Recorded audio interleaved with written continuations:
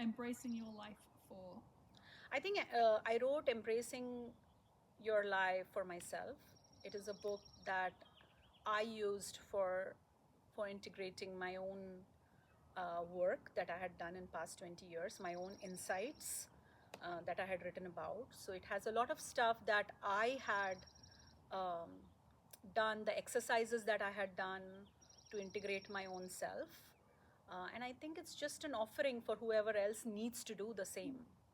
So it's a book for integration. Whoever wants to integrate, take a pause, look inwards. So yeah, that's what the book is for. Can you tell me a little bit about the origin story of the book? The origin, so the seeds of the book, like I told you before, were sown at a very young age for me. So I knew that there was something inside of me that I had to um, bring out. And I can remember a time, again, going back to the time that uh, time frame when my father had expired. I remember that a couple days after he had died, I was playing in the playground, and my mom called me and she said, "Oh, you're playing? Your father is dead. Aren't you supposed to be mourning?" And I told her I was done mourning, and I thought it was time to play again. So I kind of realized that how much it was important for me to embrace every moment of my life, uh, because I also deeply started understanding its impermanence. So I knew it wasn't there for long, and I was like, okay, before this happens to me, I gotta have fun. And so that was really important for me. So I think that was the seed for creation of this book.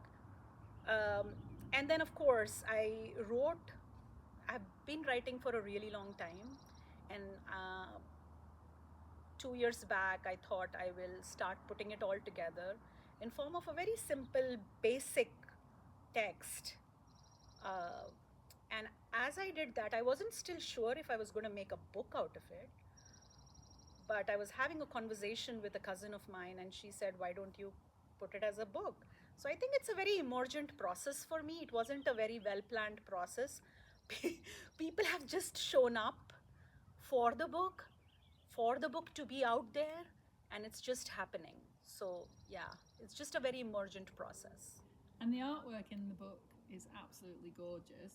So, where did that come from? Where did the idea come from? Who did it for you? Is Yeah. it yours?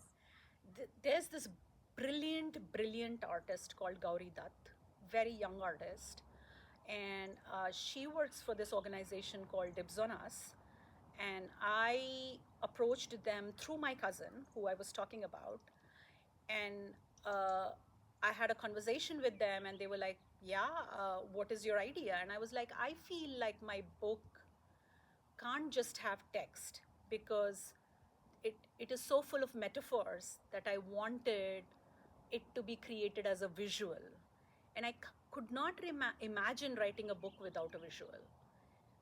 So most of the artwork is something that I already, like, I had an idea about while I was writing, and I had to just talk to Gauri about it. And Gauri and I had a process where we would sit together and talk about it, and then I would say something like, "Oh, so when you look at the cover of the book, you realize that there is a heart with so many flowers and um, leaves." And so there was a phrase that I had, which is in Hindi is called "Dil baag baag hona," means happiness that makes the heart grow like a garden. And I told that to Gauri, and Gauri was like, "What? Heart and a garden?" And I was like, "Yeah, like, so let's do something with the heart as an organ, as an intelligent organ that can create this garden." And so that was the process for the cover, and there are many more artworks inside that Gauri has brilliantly put together. I'm curious, do you think in pictures? Are you a visual thinker? Yeah, I do. And that's why it's difficult for me to put a lot of words to something, because then it becomes like lots of words, and they don't mean much to people if they are not organized as a visual. So, yeah. And the book is a workbook, Yes. so that I, as the reader, can go through my own process and Yes. answer some of the questions and reflect and things like that. Why did you choose that format specifically? Yeah. So I like conversations. I'm a person who connects with people, and it's difficult for me to say something without that connection, because my work is also extremely trauma informed. So I don't want to say something which doesn't resonate, and give permission and create permission for me and my reader to have that conversation in the spaciousness of this artwork and poetry, and some of the empty pages that are there, where we can have just those conversations to create that collective wisdom.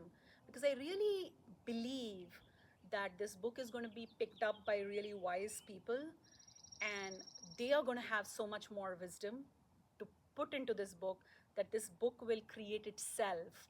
So it's a process of the writer and the reader creating this love story called Embracing Your Life. And so, if you could describe the soul of this book in 3 words, what would that be? Or what would they be? Yeah. I think the